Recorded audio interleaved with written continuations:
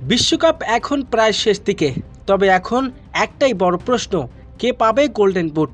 অনেকেই হয়তো ভাবছেন ৮ গোল করেই মেসি ইতিমধ্যে গোল্ডেন বুট নিজের নামে নিশ্চিত করে ফেলেছে, কিন্তু সমীকরণ এখনও এতটা সোজা নয়। শেষ মুহূর্তে এমন কিছু ঘটতে পারে যার ফলে মেসির হাত থেকেও ওই পুরস্কার ফসকে যেতে পারে। কি এমন সেই সমীকরণ, চলুন জেনে নেওয়া যাক। চলিত বিশ্বকাপে গোল্ডেন বুটের লড়াই এখন দারুণভাবে জমে উঠেছে।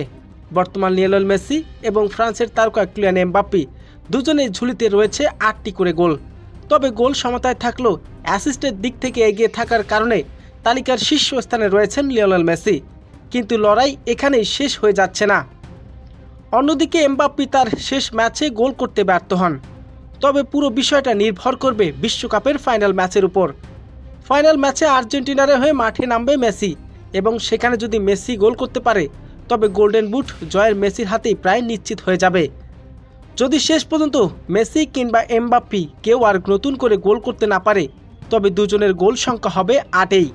এমন পরিস্থিতি ফিফার টাইব্রেকারের নিয়ম অনুযায়ী সিদ্ধান্ত নেওয়া হবে। যেহেতু গোল সংখ্যা সমান হলে অ্যাসিস্টের হিসাব করা হয় না, তাই অ্যাসিস্টে এগিয়ে থাকার কারণে গোল্ডেন বুট জিতবেন লিওনেল মেসি। এখনই নিশ্চিত করে কিছু বলা যায় না গোল্ডেন বুট কার হাতে উঠবে। একদিকে মেসির সামনে রয়েছে ফাইনাল মঞ্চ, অন্যদিকে এমবাপ্পের সামনে রয়েছে শেষ সুযোগ। শেষ 2 ম্যাচে নির্ধারণ করে দেবে মর্যাদাপূর্ণ ব্যক্তিগত এই পুরস্কার কার ভাগ্যে রয়েছে।